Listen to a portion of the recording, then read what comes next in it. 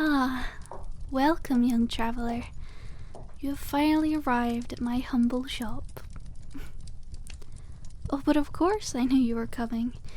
News of such a handsome young traveler does not come often, especially ones looking for what I specialize in. That is correct. I do possess them. That's right. You have come to the correct place. I am the witch that sells eggs of dragon familiars.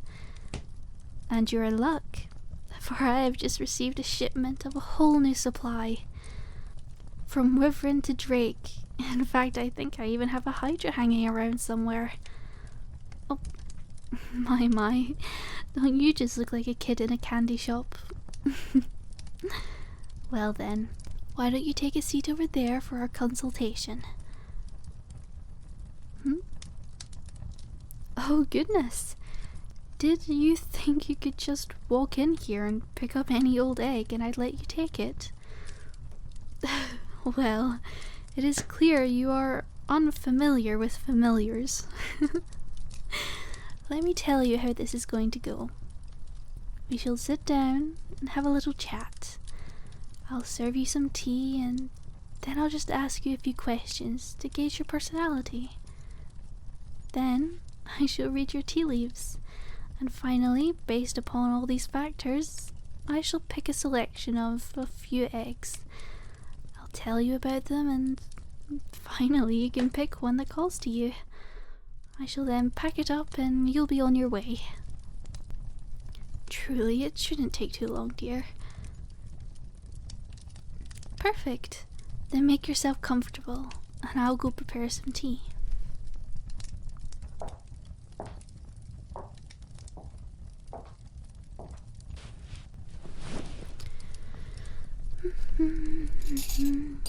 It's a special blend, you see, grown in the southernmost region and dehydrated by the flames of a dragon.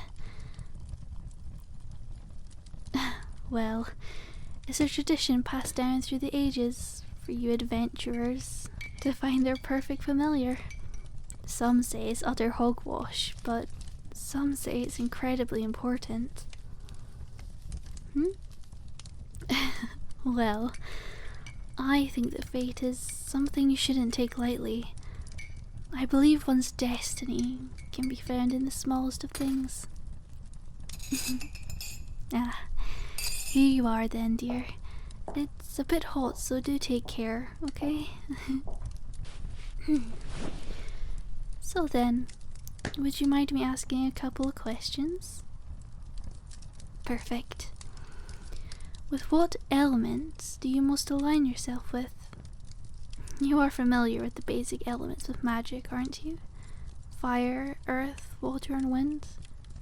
Of course, if you wish to answer a subcategory, that's fine as well.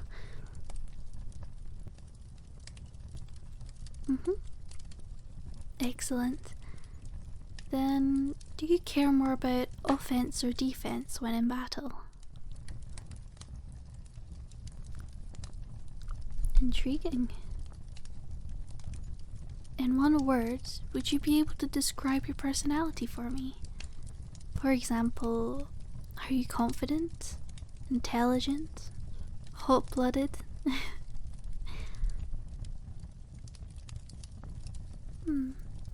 Very good. Then, do looks matter to you? If so, could you please outline how you wish for your dragon to look? For example, color, breed. It's perfectly fine if it doesn't matter as well.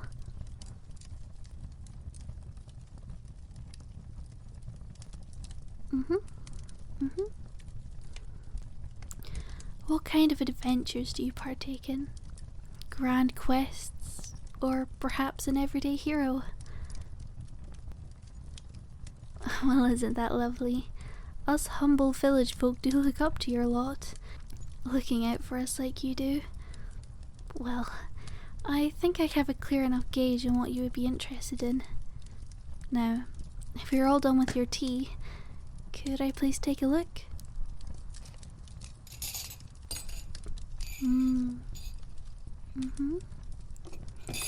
Well, that certainly is interesting. Well, sweetie, it definitely doesn't make my job easier, I'll tell you that much. Well, it appears to be a sort of tree. Well, you would think that, but just because it's a tree doesn't mean it has to be an earth elemental. You could take this interpretation many different ways. Personally, however, I'm partial to the idea that you have many paths in front of you. Many options and many possibilities. So many routes you could go down. I believe it's certainly clear that you're at the beginning of a grand adventure. How wonderfully exciting for you, sir.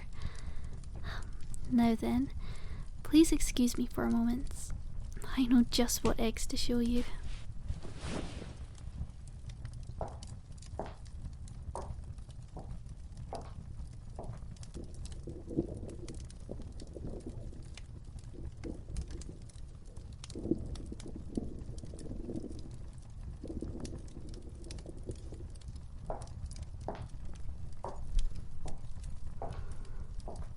Here they are. Oh, now no peeking, okay? I shall reveal each egg in due time. Let's see. The first one I wish to present to you is this beauty. I tried to think of a tree when choosing these options. Shall we start with the most obvious? This egg belongs to a root drake. In case you're unfamiliar with the terminology, a drake refers to a dragon who's wingless. Don't disregard this fantastic beast as anything less than a dragon, however. A root drake is awfully special. It has the power to grow and shrink in size. It can protrude root-like tendrils from its feet, digging into the ground and absorbing water and nutrients to grow to an outstanding size. My, I've seen ones grow as big as the Grand Cathedral. However, if left without such nutrients, it can be very small and manageable. Perhaps a bit like a dog. It makes it very handy for working within cities. They are, of course, earth elements, and have numerous abilities pertaining to that, mostly including their roots. I've heard of some adventurers making great use of them, scaling cliffs, creating bridges, or even using them as shields. Most are born with natural colouring, think greens or browns. I saw the most adorable one the other day with moss and mushrooms growing on its back. It truly was marvellous. However, I will warn you, it does have some drawbacks. The rooted drake does terribly in dry and hot areas, as well as freezing temperatures. In the southernmost regions, there's no moisture to soak up in the ground, rendering the creature rather useless unless you carry around a whole lot of water and plant food. Of course, the same goes for the colder regions. If the earth is too frozen to bury into, the rooted drake cannot root its roots. But it is a tremendously loyal creature. No doubt it would stay by your side until the end. Now then, let's see what I have next for you.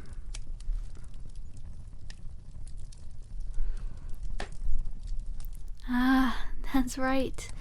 This little guy may seem small and unimpressive at first glance, like an average bird egg even, but oh, it's so much more.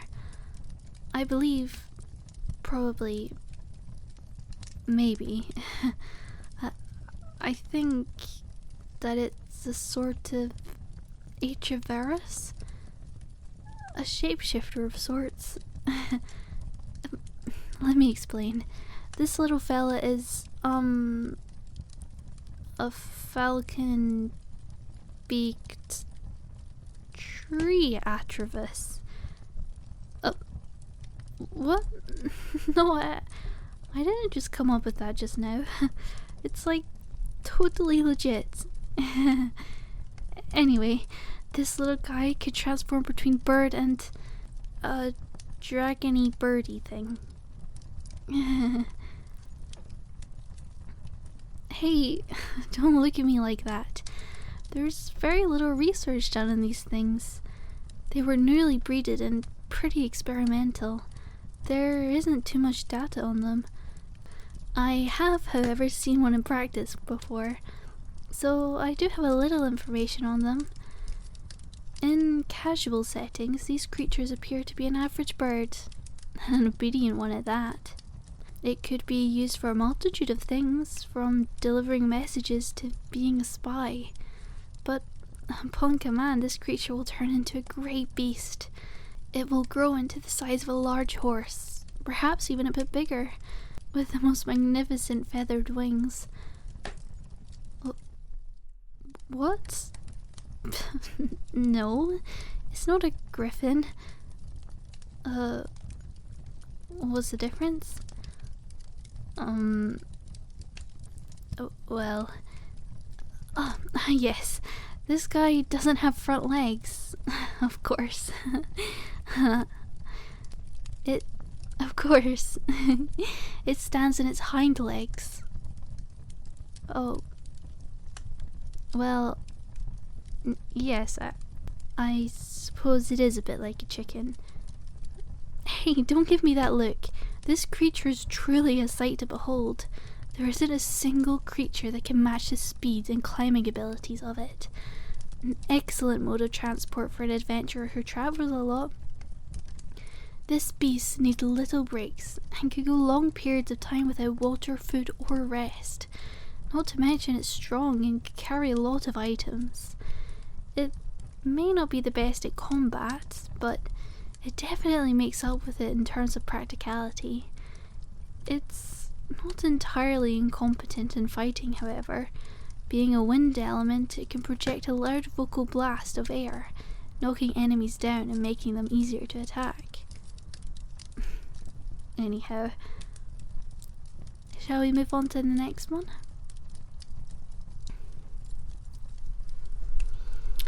Now this lovely little egg belongs to the temporous wyvern. Would you like to make a guess at what kind of dragon that is? Okay, I'll tell you. Temporous refers to the dragon being a seasonal elemental. Quite the curious creature, excellently evolved. It's one of the most ancient type of dragons there is. With each coming season, this dragon displays a different ability. For example, during spring, this dragon exhibits earth elemental. During summer it's fire, and autumn it's wind, and, well, I suppose you can tell what it displays in the winter times. Most manifest in what sort of element they're able to expel. For instance, in summer they breathe fire, and in winter they breathe frost, and so on. Another fascinating thing is that they also change colour depending on the season. If you're a seasonal person, this dragon would be perfect for you. It's commonly referred to as the rainbow wyvern, as it's always subtly changing colour throughout the year to blend in with its surroundings. Oh, of course, a wyvern is a type of dragon that instead of front feet it has wings. It can still walk on all fours, but it has wings attached to them, if that makes sense. Not quite like the last, which stands wholly on its hind legs. Well, of course, dear. Every dragon has its drawbacks. This creature is rather large during its entire lifespan, making travelling a bit more of an issue. As well as it has spikes, disallowing for travel on its back. But I have known adventurers that buy specially crafted haggy seats in which the dragon in question may grip onto the handle, carrying the owner on a sort of swing. It's rather fun, to be honest. I've had a shot a couple times. Oh, and yes, one more thing. These creatures are very powerful and useful in fights, but you have to plan ahead with them. During the winter months, they have freezing powers. This is of little use during the winter months here, or in the northern regions, as everything is already cold. Likewise with the summer and in the south. Most who choose this dragon choose to travel south in the wintertime, using the dragon's frost for their adventures. If you plan correctly, you'll have an ideal dragon for any weather condition. Whereas some other dragons are weaker in different climates, this dragon has the potential to thrive anywhere. What has it got to do with a tree? Well, this may be a bit abstract, but my thinking is that much like how trees have cycles, so does this dragon. Not to mention that trees' leaves change colour with the seasons too. Ah, yes, finally, my personal favourite. The strongest by far among all I've shown you thus far, the acidic hydra. Another fascinating creature to study. Of course, you must know of the hydra, correct? One of the rarest dragons there are. I'm lucky to even have one. This dragon produces 2 new heads for every one that is destroyed. You see, it's quite interesting. The acid these creatures produce destroy almost everything they touch. It's incredibly destructive and can easily eliminate any foe. But there is a huge drawback. When young and not finely trained, these creatures, if left to their own devices, will often spray themselves with their own acid, damaging a head and thus producing more of them. It can be very tragic if these creatures are not cared for properly. The more heads they have, the more they spray, the more they kill, the more they create. A loop of pain and growth until the heads get too plentiful and, well, the creature's left helpless as it's too top heavy and unable to move. This is unfortunately one of the reasons these creatures are so incredibly rare. However, we have found ways to help them and use them to their fullest potential. There are armors that can protect against the acid, both for you and your dragon, thus allowing you to train them and not get hurt. Well, that's a valid question. Other people would not be able to be protected from their acids. The armor that you must create or order will be specially made for your dragon and you. You will be the only ones who will be able to be protected from it. This is done by taking some acid and making an anti-acid? I'll be honest, I'm not entirely sure what the process is, but I know that it definitely does work. Not to mention, it's incredibly cute to see the cute little armor they put on those dragons. You could even be matching. Yes, but honestly, as they grow, it will become less and less of a problem. If finely trained and bonded with, the hydra could quickly learn to control their power. In fact, after a few years, I'd say you'd be safe to not use the armor at all. These dragons will be a handful at first, but by the time they're grown and trained, this dragon will be near unstoppable. Not to mention you get multiple personalities with one dragon. I believe they start with 2 or 3 heads, but through the years they often end up gaining a few more. This heightens your defense by a considerable amount. Not to mention they function perfectly well in any climate. If power and strength is what you're looking for, then this would be your best bet. Not to mention the tree symbolism is off the chart with this one. Well, that's all I have to show you for now. What do you think? Have you made up your mind? Make sure you think about it. Buying a dragon familiar is a massive responsibility. Are you certain? Well, okay then. Then they were yours. Let me put the others back and I'll go get you a basket with some of the essentials, as well as your new little friend. Be sure to take good care of them, okay?